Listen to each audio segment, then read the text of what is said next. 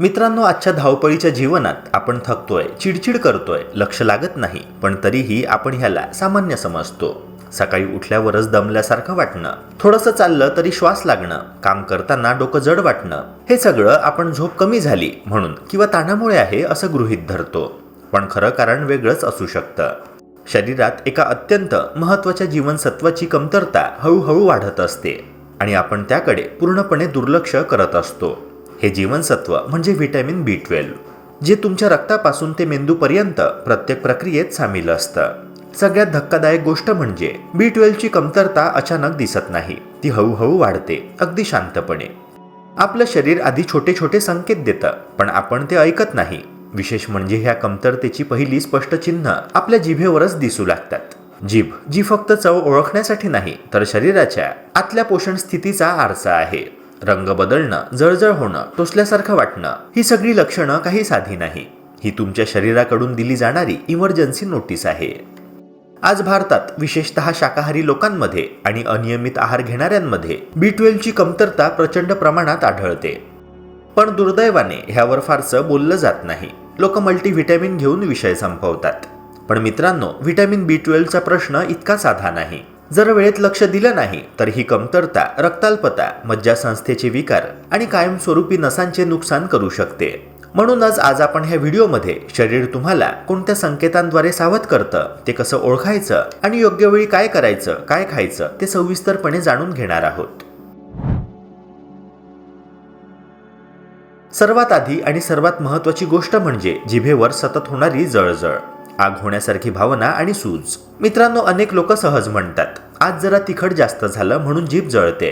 पण जर ही जळजळ एखाद दोन वेळा न होता रोजची सवय झाली असेल तर तो शरीराकडून मिळणारा फार मोठा इशारा असतो. मित्रांनो, व्हिटॅमिन B12 ची कमतरता झाली की जिभेवर असणारे अतिशय सूक्ष्म दाणे, ज्यांना पॅपिला असे म्हणतात, ते हळूहळू नष्ट होऊ लागतात. या पॅपिलाचं काम चव ओळखणं आणि जिभेला नैसर्गिक संरचना देणं असतं. जेव्हा ते कमी होतात तेव्हा जीभ असामान्यपणे गुळगुळीत, खूप चमकदार आणि सतत अस्वस्थ वाटू लागते. चहा, कॉफी, गरम पाणी किंवा साधं गरम जेवण घेतानाही जणू जिभेला आग लागल्यासारखं जाणवतं. सुरुवातीला ही जळजळ अधूनमधून जाणवते, पण B12 ची कमतरता वाढत गेली की ती दिवसेंदिवस तीव्र होत जाते आणि अखेरीस खाणं पिणं देखील त्रासदायक बनू लागतं. यानंतरचं दुसरं महत्त्वाचं आणि लक्षात घेण्यासारखं लक्षण म्हणजे जिभेच्या रंगामध्ये होणारा बदल. सामान्य परिस्थितीत निरोगी जिभेचा रंग फिकट गुलाबी असा असतो, जो चांगल्या रक्तपुरवठ्याचं आणि पोषणाचं चिन्ह मानला जातो. मात्र जेव्हा शरीरात व्हिटॅमिन B12 ची कमतरता वाढू लागते तेव्हा जिभेचा रंग हळूहळू बदलतो आणि तो गडद लाल, कधीकधी जांभळट किंवा असामान्यरित्या तांबूस दिसू लागतो. आरशात पाहिल्यावर जर तुम्हाला वाटत असेल की जीभ नेहमीपेक्षा खूपच लाल दिसते किंवा तिचा रंग विचित्र भासत आहे, तर ते अजिबात दुर्लक्ष करण्यासारखं नाही. हा रंग बदल म्हणजे जिभेमध्ये आतून चालू असलेल्या इन्फ्लेमेशन प्रक्रियेचं लक्षण असतं. बरेच लोक याला ॲलर्जी, तिखट, तेलकट अन्न किंवा उष्ण पदार्थांचं कारण समजून दुर्लक्ष करू लागतात. पण प्रत्यक्षात यामागे रक्तनिर्मितीतील बिघाड, ऑक्सिजनचा अपुरा पुरवठा आणि पेशींना मिळणारं अपूर्ण पोषण ही मूळ कारणं असतात. तिसरं महत्त्वाचं कारण म्हणजे वारंवार तोंड येणं, छाले पडणं आणि ते सहज बरे न होणं. एखाद्या महिन्यातून कधीतरी तोंड येणं ही साधी गोष्ट असू शकते, पण जर वारंवार तोंड येत असेल, छोटे छोटे फोड पडत असतील, खूप वेदना होत असतील आणि बरे व्हायला जास्त दिवस लागत असतील, तर तो स्पष्टपणे B12 च्या कमतरतेचा इशारा असू शकतो. कारण व्हिटॅमिन B12 हे नवीन पेशी तयार करण्यासाठी, जखमा भरून येण्यासाठी आणि जुन्या पेशींची दुरुस्ती करण्यासाठी अत्यावश्यक असतं. जेव्हा हे जीवनसत्व शरीरात कमी पडतं तेव्हा तोंडातील आणि जिभेवरील नाजूक त्वचा स्वतःला वेळेवर सावरू शकत नाही.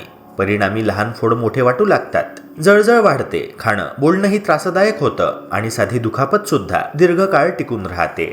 मित्रांनो, ह्या सगळ्या लक्षणांकडे फक्त तोंड आलंय, तिखट लागलंय किंवा हवामानामुळे असेल म्हणून दुर्लक्ष करणं खूपच धोकादायक ठरू शकतं.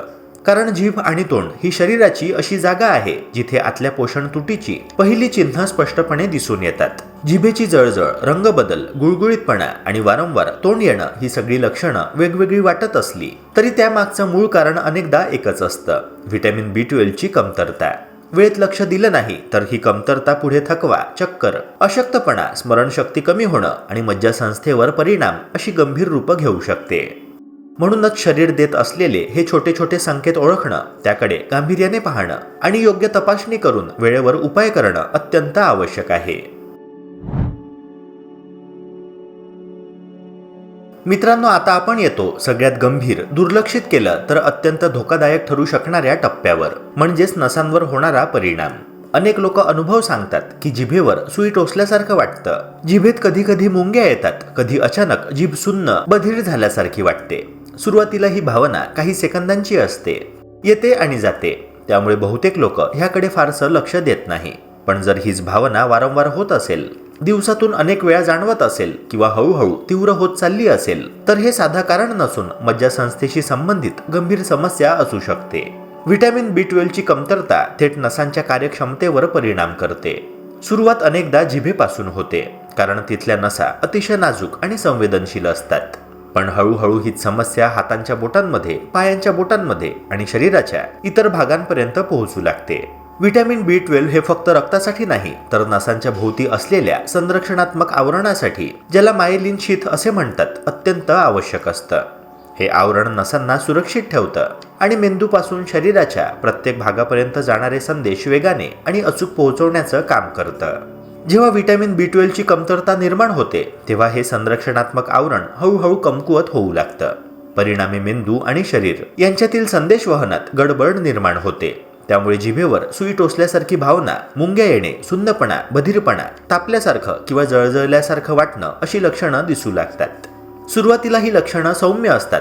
त्यामुळे थोडा थकवा असेल, रक्तदाबामुळे असेल किंवा झोप नीट झाली नसेल असं म्हणून त्याकडे आपण दुर्लक्ष करतो. पण मित्रांनो, ही लक्षणं दुर्लक्षित केली गेली तर कालांतराने त्याचे परिणाम अधिक गंभीर स्वरूप धारण करतात. जिभेपुरती मर्यादित असलेली समस्या हळूहळू हातापायांपर्यंत पोहोचू लागते. चालताना पायांवर नीट ताबा राहत नाही, संतुलन बिघडतं, वारंवार अडखळणं किंवा पडण्याची भीती वाटू लागते. काही लोकांना डोळे बंद करून उभं राहिलं तरी चक्कर येते. याचबरोबर स्मरणशक्ती कमी होणं, लक्ष केंद्रित न होणं, गोंधळल्यासारखं वाटणं, अगदी स्वभावातही बदल जाणवू शकतात. हे सगळं ऐकून अनेकांना विश्वास बसत नाही की फक्त एका जीवनसत्वाच्या कमतरतेमुळे इतकं सगळं होऊ शकतं. पण मित्रांनो, हे वैद्यकीय दृष्ट्या पूर्णपणे सिद्ध झालेलं सत्य आहे. मित्रांनो, सगळ्यात धोक्याची आणि गंभीर बाब म्हणजे जर ही अवस्था खूप काळ तशीच टिकून राहिली तर नसांचं नुकसान कायमस्वरूपी होण्याचा धोका निर्माण होतो. म्हणजेच नंतर योग्य उपचार केले, व्हिटॅमिन B12 चे इंजेक्शन किंवा गोळ्या घेतल्या तरीही पूर्ण सुधारणा होईलच याची खात्री देता येत नाही. काही प्रमाणात सुन्नपणा, बधीरपणा किंवा कमजोरी कायमची राहू शकते. म्हणूनच शरीर जेव्हा सुरुवातीचे छोटे छोटे संकेत देतं, तेव्हा त्याकडे दुर्लक्ष न करता तात्काळ लक्ष देणं अत्यंत गरजेचं आहे. जिभेवर सुई टोचल्यासारखी भावना, मुंग्या येणं किंवा बधीरपणा ही हलकी तात्पुरती समस्या नाही, तर पुढे येऊ शकणाऱ्या मोठ्या संकटाची ही एक पहिली घंटा आहे. आणि ती वेळेत ओळखणंच खऱ्या अर्थाने शहाणपणाचं लक्षण आहे.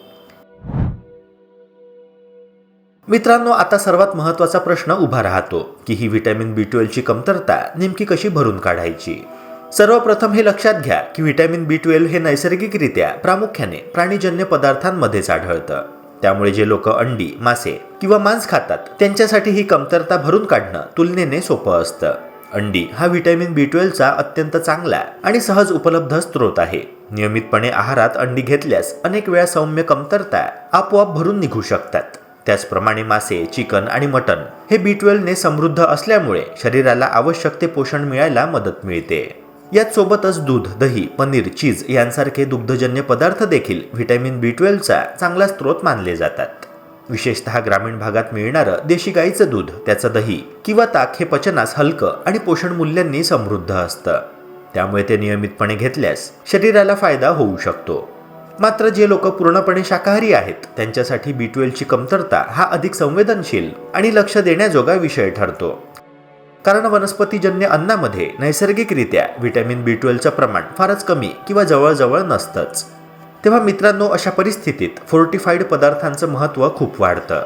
फोर्टिफाईड म्हणजे असे अन्नपदार्थ ज्यामध्ये मुद्दाम व्हिटॅमिन B12 मिसळलेलं असतं. उदाहरणार्थ फोर्टिफाईड सोया मिल्क, बदाम मिल्क, ओट मिल्क, काही प्रकारची नाश्त्याची धान्य तसेच न्यूट्रिशनल ईस्ट हे शाकाहारी लोकांसाठी चांगले पर्याय ठरू शकतात. मात्र इथे एक महत्त्वाची गोष्ट लक्षात ठेवावी लागते. फक्त नाव ऐकून किंवा जाहिरात पाहून पदार्थ निवडू नका. प्रत्येक वेळी पॅकेटवरील लेबल वाचून त्यात प्रत्यक्षात व्हिटॅमिन B12 किती प्रमाणात आहे हे तपासणं अत्यंत आवश्यक आहे.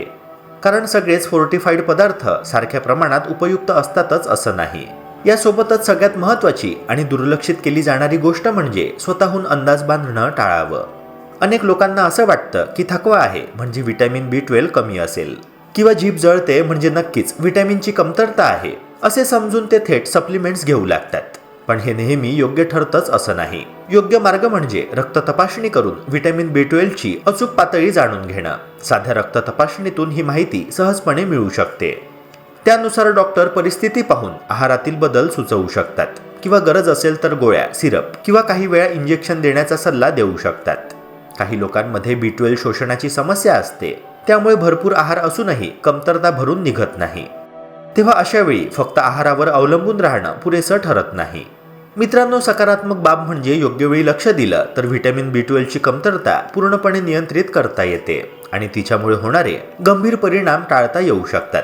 शरीर आपल्याशी सतत संवाद साधत असतं, फक्त आपण तो ऐकायला हवा.